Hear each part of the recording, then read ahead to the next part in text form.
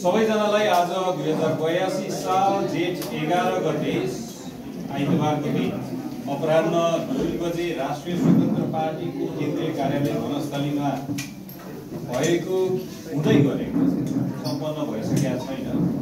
केन्द्रीय समितिको बैठकमा हामीले के एजेन्डामा छलफल गर्दैछौँ, के एजेन्डामा छलफल गर्नको लागि यो बैठक आह्वान गरिएको बारे तपाईहरुलाई अहिलेसम्मको अपडेट गराउनको लागि म आएको छु।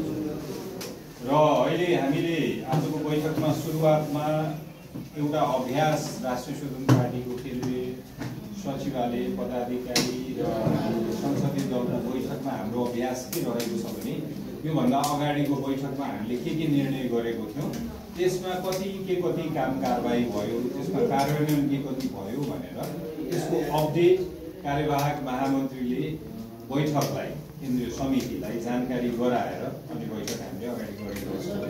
अन्यथा के हुन्छ भने सधैँ निर्णयहरू गर्यो त्यसमा काम भएको छ कि छैन भन्ने कुरा जानकारी हुँदैन।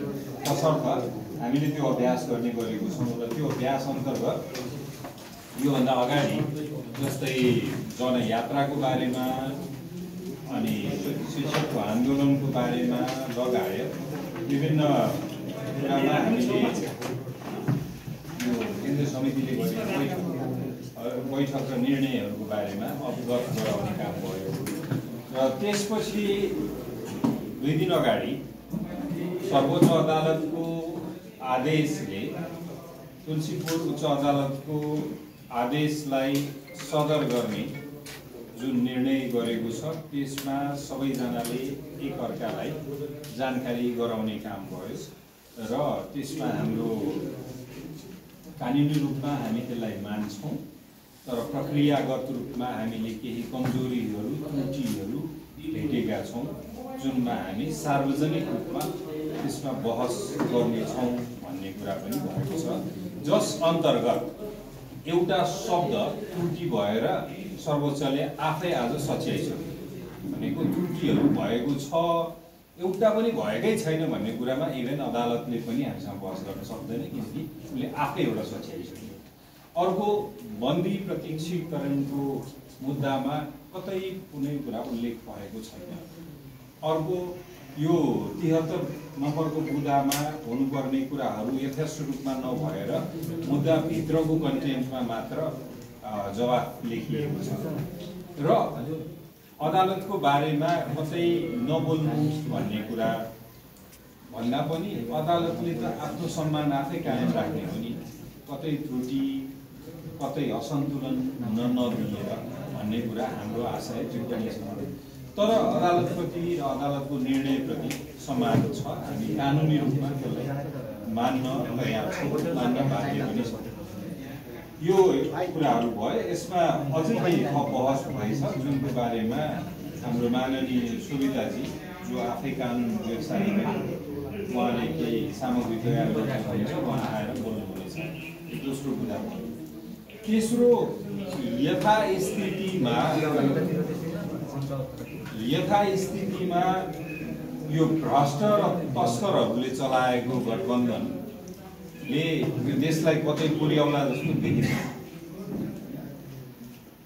यो एकअर्कालाई संरक्षित गरेर भ्रष्ट र विभिन्न किसिमको अभ्यासहरू गरिने हामी यो गठबन्धन परिवर्तन हुँदै गर्दाखेरि पनि हामीले भनेको थियौँ, जुन आज फेरि दोहोऱ्याउन चाहन्छौँ कि यो कतै एकअर्कालाई बचाउनको लागि र खुलेको फाइलहरू बन्द गर्नको लागि बनेको गठबन्धन त होइन भनेर हामीले आशंका राखेको थियौँ र त्यो अब दाबी गर्न सकिने अवस्थामा पुग्दैछ।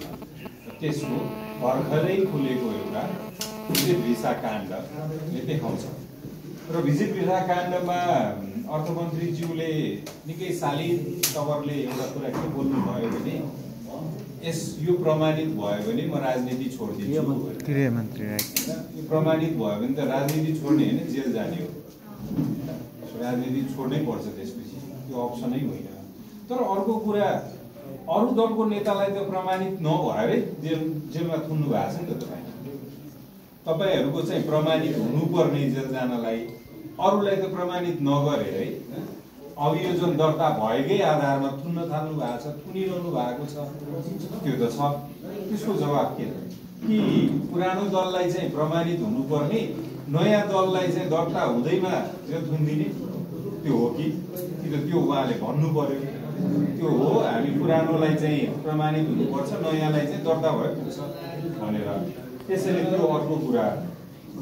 र अहिले हेर्नुहोस् न, ऋणको भारीमा खिचिएको यो अर्थतन्त्र, दैनिक रूपमा जनतालाई दुःख दिनलाई बनेको यो सिस्टम, यो सबै कुराहरूले गर्दा अब हामी कतै यो देशमा सुशासनको लागि र सुशासन मात्र एउटा विकल्प हो भनेर आन्दोलनमा त जानु पर्दैन भन्ने कुरा पनि छलफल भइराखेको छ।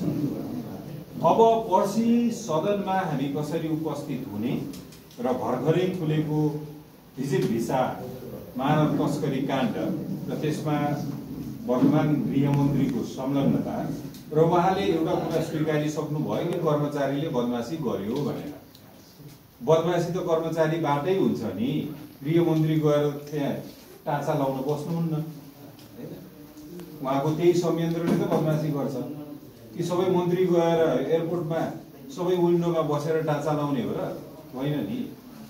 कार्यान्वयन हुने पक्ष कर्मचारीबाटै हो। कसको कार्यकालमा भयो, उसको सरुवा कसले गरायो, सरुवा विधिवत रूपमा थियो कि थिएन, सरुवा गराउँदै गर्दा कार्यविधि अपनाइएको थियो कि थिएन, सबै विधिवत रूपमा अवलम्बन गरिएको थियो कि थिएन, प्रश्न त त्यो हो नि, हैन? टाँचा लगाउने काम मैले गरे होइन, त्यसैले मेरो गल्ती होइन भनेर पन्छिनु पाइँदैन। यो अर्को कुरा हो। यसमा बाँकी छलफलहरू हुँदैछ र म केही व्यक्तिगत कामले गर्दा अलिक चाँडै निस्किनु पर्ने भएकोले निस्केको। सुविधाजी आउँदै हुनुहुन्छ, अरू साथीहरू हुनुहुन्छ, उहाँहरूले बाँकी तपाईँहरूलाई अपडेट गराउनुहुन्छ। धन्यवाद। तपाईँले संसदमा चाहिँ के गर्नुहुन्छ पर्सिको बैठकमा? संसदमा के गर्नुहुन्छ भनेर रणनीतिक रूपमा म तपाईँहरूको अगाडि खुलाउन चाहदिनँ, तर पर्सिको संसद सामान्य, म बोल्दैछु, सकाएकै थिएन। पर्सिको बैठक सामान्य हुने छैन, यति मात्र अहिले भन्छु। धन्यवाद। जस्तो के अरे रापरपाले नि यहाँहरूलाई आन्दोलनमा सहभागी हुनको लागि बोलाएको थियो होइन, त्यस पत्र पठाएको थियो, त्यसको विषयमा नि यहाँ छलफल भयो कि भएन बैठकमा? केही छ कुरा? यो हेर्नुहोस्, राजनीतिक दल भनेको दलान हो, राजनीतिक दलको कार्यालय भनेको दलान हो र राजनीतिक दलको कार्यालयमा सबैले आफ्नो अपेक्षा, आफ्नो आकांक्षा, आफ्नो याचना, अनुरोध सबै लिएर आउन पाउनुहुन्छ। त्यसैले गर्दा राजनीतिमा झ्याल ढोका बन्द गरेर बसिँदैन। सबै दृष्टिकोण, सबै आयामको लागि हामी खुला हुनुपर्छ। तर त्यसमा के हुन्छ भने तीन तहको चर्चा हुन्छ। एउटा सिफारिस, अर्को निष्कर्ष र अर्को निर्णय, तीनवटा हुन्छ। उहाँहरूले हामीलाई एउटा सिफारिस लिएर आउनुभयो, अनुरोध लिएर आउनुभयो कि हाम्रो आन्दोलनमा सहकार्य गरौँ भनेर। हामीले राजनीतिक धरातल फरक फरक राखेर राखिएको आन्दोलनको एजेन्डामा सहकार्य हुन सक्दैन, तर त्यो भन्दैमा उहाँहरूसँग सहकार्य नै हुन सक्दैन भन्ने हुँदैन। सुशासनको मुद्दामा आउनुहोस्, यो देशमा सुशासन स्थापित गर्नको लागि, भ्रष्टहरूलाई लखेट्नको लागि वा जेलभित्र थुन्नको लागि यस मुद्दामा तपाईँ आउनुहोस्, यो मुद्दामा हामी सहकार्य गर्न तयार छौँ भनेर भनेको छौँ। धन्यवाद।